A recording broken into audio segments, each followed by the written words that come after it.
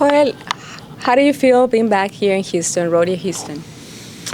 We were talking about it off air. It's sort of otherworldly, you know. It's a rare thing to have a community, a city rally around an event like this, and then it's also such a rare thing to have such history. Like, my wife's a big Selena fan.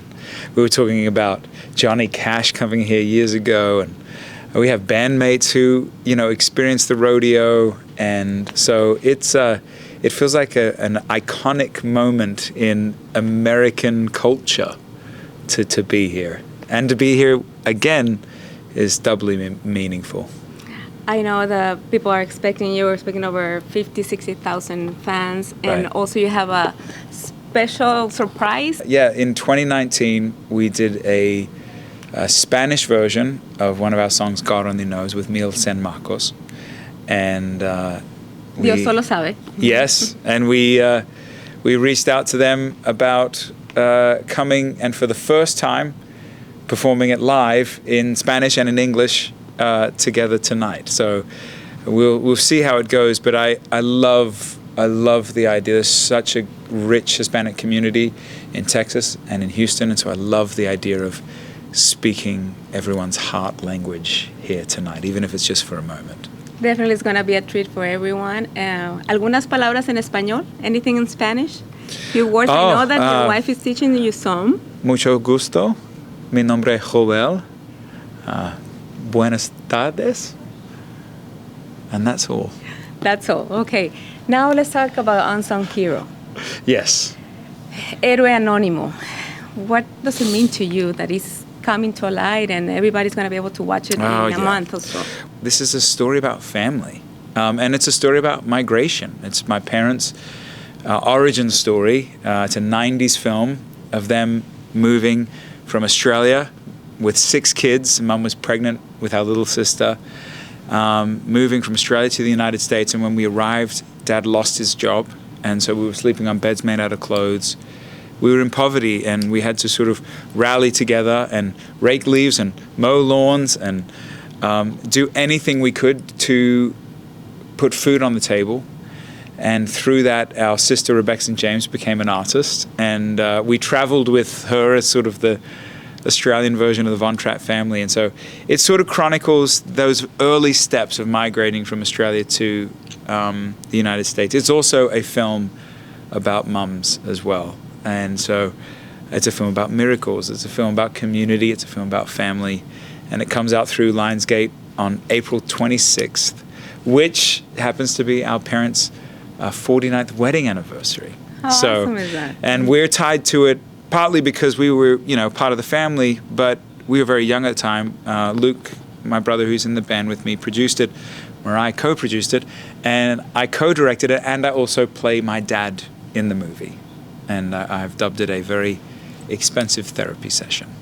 Definitely, and a story that resonates with millions. I mean, it has to do with migration, but also with faith.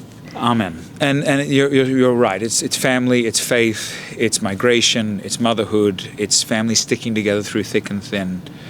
And so it's an important film, we feel like, for this time. You know, there's a lot through social media and through the internet that is sort of, we feel very isolated and very lonely at times. And so this is a story about what does it actually look like to come together and, you know, to sit at the dinner table and sing grace together and experience a meal together and accomplish something together. And so, yeah, we're very excited to see it sort of get out into the world. You were just a little kid. How old were you when you came to the States? The first time we came, I was shy of 10 years old. So we were young at the time, and I remember a lot. But obviously, I saw it so much from my parents, from a child's point of view, and now in playing my dad, I got to sort of see it from a parent's point of view. And you're right in that we've been telling this story from stage as a band for many years, and people have always come and said, "You should write a book about it." And Luke jokes that we were homeschooled, so we don't read and write as well as we could, and so we thought we'll make a feature-length film about it. What is your message for those kids that might be watching? that might be 10 years old, younger, or little Yeah, teenagers. yeah. What is your message to them? Well, I would say, similar to the film, like we can't do this on our own. And look, I understand my family's not a perfect family. I understand that your family's probably not a perfect family.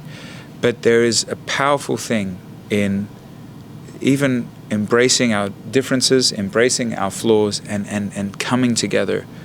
I would also say, you know, I'm an artist, I'm a musician, I guess a movie maker now.